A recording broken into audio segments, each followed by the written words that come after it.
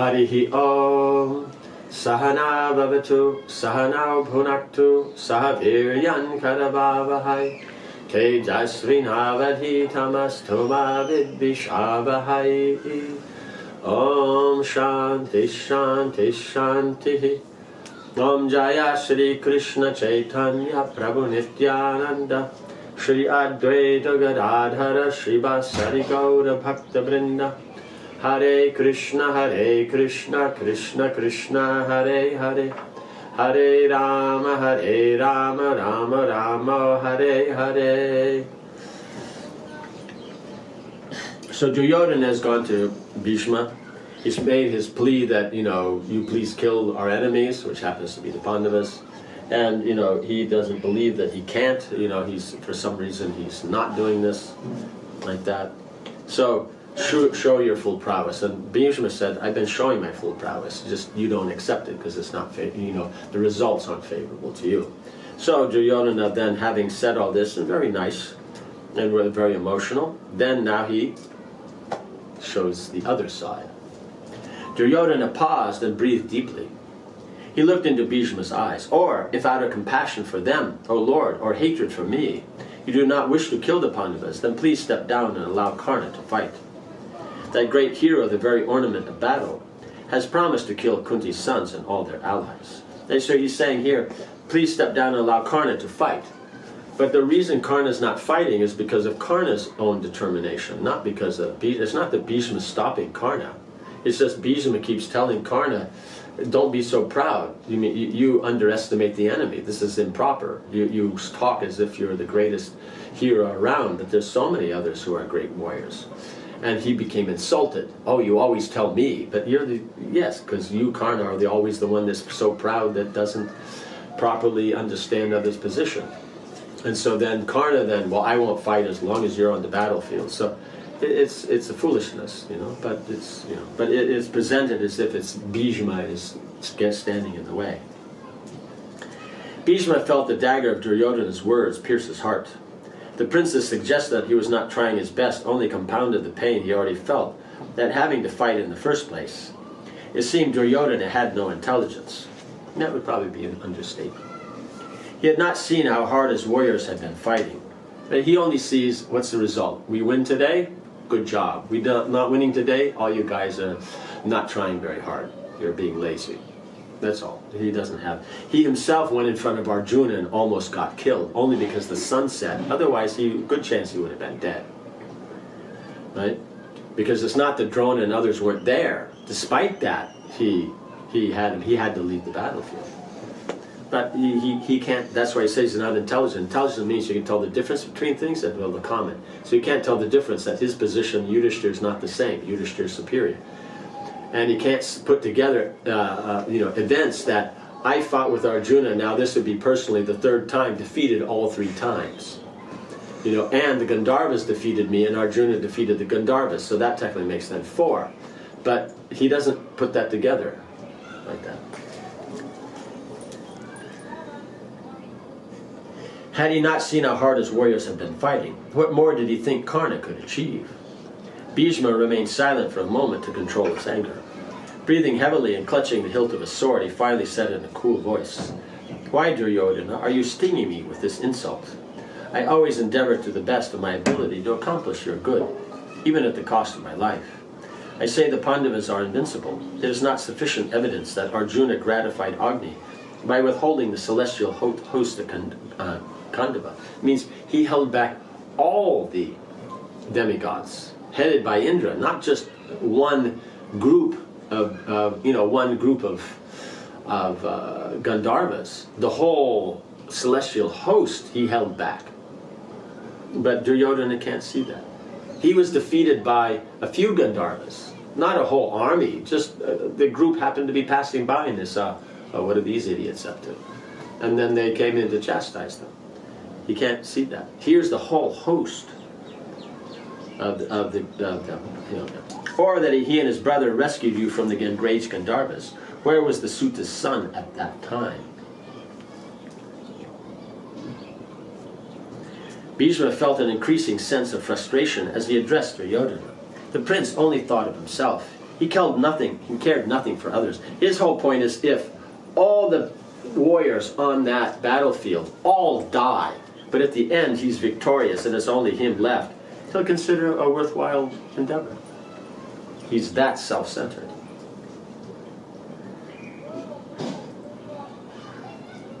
Why could he not understood what was in his own best interest in this case? Surely he was blinded by envy and hatred for his cousins. Thus he embraced his own destruction. Even as it unfolded before his eyes, even as he could see it happening, he still can't see it because his envy is so great. Mixed with his frustration, Bhishma felt compassion. Surely a man on the brink of death loses his senses, O son of Gandhari. You cannot see the inevitable consequences of the enmity you have created with the Pandavas, standing as they are with the immortal and infallible Keshava on the field. There can only be one outcome. This is your doing. Why do you rant? The time you have long anticipated has arrived. Now match your malice with acts of valor. Display your long vaunted prowess in battle and end this conflict. Right? So Bhishma throws it back at him. You're saying that I'm not. What about you? You vaunted, Arjuna's only a 16th part of myself, and this and that, and all these different things, and of Karna. So that means, put together, Arjuna's only 1/32nd. So how easily he could defeat them. But then we see that then why isn't he doing? Why is it he's been defeated by Arjuna? So he's talking too much. Servants entered the tent to inform Bhishma and the prince that their meal was ready. Duryodhana dismissed them with a wave of his hand. He had no appetite. Since the battle had begun, he had hardly eaten, refusing even the wine that he normally enjoyed so much. His mind thought only of the Pandavas and how they might be slain. Sitting at Bhishma's feet, he looked up at him imploringly. The son of Ganga became determined. Then the Pandavas were as good as dead. Right, so he's only seeing that. He's not also, like what you said in Niti before, he's only wants to see the Pandavas dead. He's not saying that Bhishma has a relationship, they have a relationship, the Pandavas with Duryodhana, everybody else has a relationship with him. He just sees, I don't like them, therefore no one else can like them.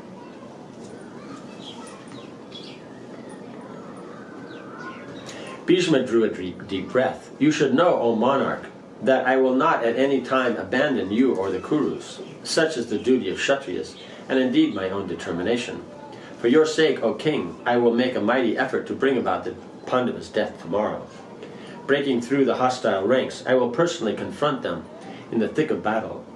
Any who come to protect them will be at once killed. With the exception of Shikandi, I will spare none. Bhishma reached down by his side and lifted up his huge silver quiver, which was studded with precious stones. He extracted 5 shining arrows, gilded with gold and decked with gems. These arrows were fitted with long spiked heads and fletched with buzzard feathers. Bhishma spread out a silk cloth on the ground and carefully placed the 5 arrows upon it. As Duryodhana watched, he sat in meditation for a few minutes, muttering Vedic chants.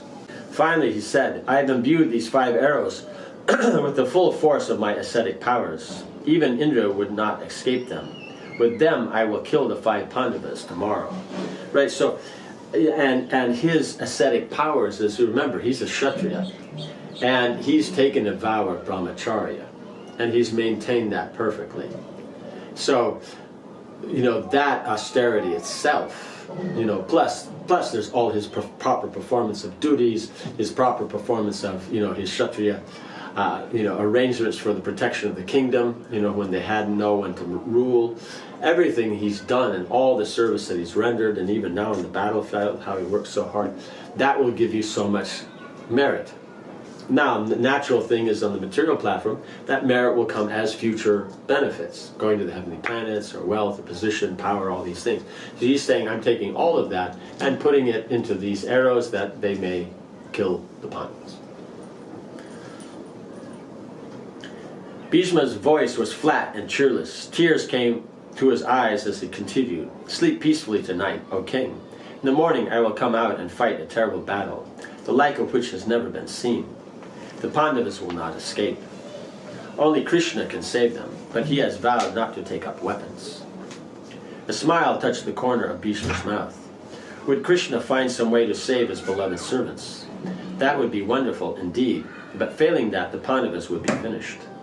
His empowered arrows would not fail. Duryodhana jumped to his feet, beaming and slapping his arms. Then he became thoughtful. Like Bhishma, he also wondered if Krishna might devise some means to thwart the plan. Looking down at the arrows lying before Bhishma, he said, "Let me keep these shafts tonight. I will guard them carefully and hand them over to you at the start of the battle." Bhishma nodded, and Duryodhana took the arrows. He bowed before Bhishma and went to his own quarters, carefully placing the arrows by his bed. Now the Pandavas were surely doomed. Bhishma was famous everywhere as Devavrata, one of unbreakable vows. Nothing would stop him from fulfilling his promise. Duryodhana lay down happily to rest. He could not wait for the next day's battle. Yudhishthira sat in his tent surrounded by his brothers. After 8 days of fighting, it seemed his forces were gaining the upper hand. Although pleased, Yudhishthira was simultaneously saddened that so many men were being slaughtered. By the time the war ended, the earth would be full of widows. Yet what could be done? He had made every attempt to bring about peace. The stubborn Duryodhana and his blind father were so foolish that not even Krishna could change their minds. Yudhishthira looked at Krishna. The Yadava hero had assumed a pensive expression. As everyone settled into their seats around him, he began to speak. "We are becoming successful in this fight. Bhima and Arjuna, supported by all you men, are crushing the Kauravas. In my view, our enemies will resort to every desperate means to reverse the situation.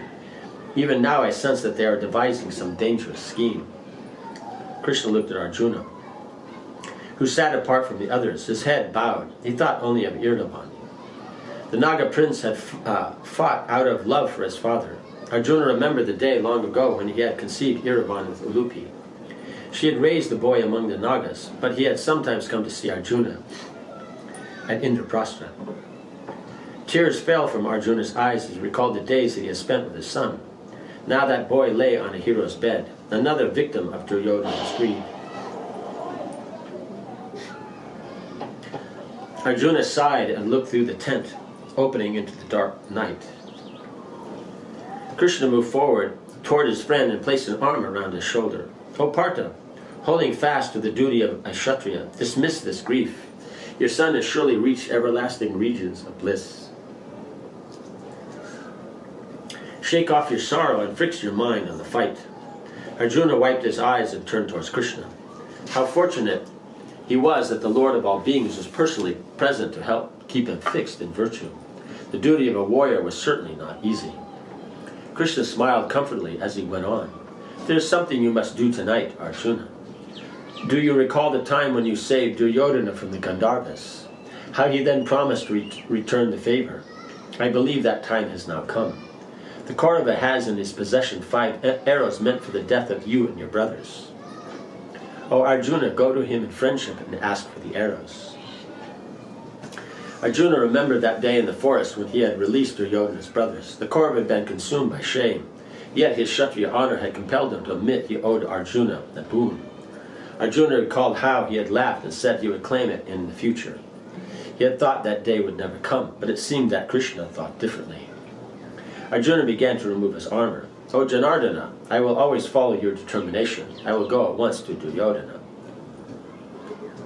Unarmed and alone, Arjuna mounted a white horse and rode across to the Kaurava camp. By the Kshatriya's code of honor, he knew he faced no danger. Many times after the day's fighting, the soldiers of the 2 armies would meet together as friends.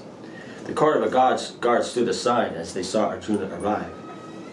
He was quickly shown to Duryodhana's quarters, where he found the prince about to sleep. Duryodhana stood up in surprise as Arjuna was shown in. "Hail, O Partha," he said, pointing to a seat near his bed. "You are welcome. Tell me, why are you here? Have you come to ask for the kingdom without a fight?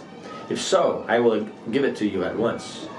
Right? So he's even saying if you just ask for it, because then there's the pride that I gave them the kingdom. Not that he was not defeated. He gave out of his kindness. They came to him. They begged from him. He gave it. So that makes Duryodhana the superior. So in that way, he just wants to establish he's superior. Like that. Arjuna knew that Duryodhana was being facetious. The prince knew that Arjuna would never beg for anything, so he's just harassing him, right? If he were to take the kingdom now, it would only be at the end of the war, after his enemies were slain. But he obviously wanted something. Duryodhana looked at him curiously. Arjuna continued to stand. "O hero, I have come here remembering that you offered me a boon. Do you recall that promise?" Duryodhana shrank with shame as he thought back to that day. "Yes, of course, I remember it well. What would you ask of me?" Right? Because he was defeated, and so on that position he gave. Because they were still his enemies, but he, being Kshatriya, you have to try to return good with good. It means that you have to try. If it's within the duties, within honor and everything. What would you ask of me? I believe you have here 5 arrows, O Bharata. I wish to have them. Duryodhana looked at him with shock, but without hesitation he reached down and picked up the arrows. Placing them across his outstretched hands, he offered them to Arjuna. Right? So outstretched hands means you pick them up and like this, you hand them, like that. Because it's a boon you're giving. It's like that. So he's giving nicely. Arjuna will receive them like that nicely. It's not just you with the left hand. Yeah, here, take it. He won't do that. Placing them across his outstretched hands, he offered them to Arjuna. "Take them at once, Partha, but pray tell me how you knew about them." Taking the arrows and thanking Duryodhana, Arjuna told him that Krishna had informed him of their existence. He then took his leave and returned to Yudhishthira's tent, leaving Duryodhana seated on his bed, wringing his hands. Krishna again, right? So he's wondering, how did he know? Because it was private and this and that, or if they had such good spy network or what. Maybe the eulogies of Bhishma and Vidura were true. There was surely something extraordinary about that Yadava. It seemed he knew everything. Duryodhana lay down and gazed up at the empty expanse of the tent's large roof. Was there any hope of victory? Perhaps. The arrows may be gone, but Bhishma had still decided to kill the Pandavas, right? So that means that aspect of the arrow means now it is just back again down to a skill and like that. It doesn't have that you put all those austerities into those arrows. That would have an extra thing because he's also very virtuous like that.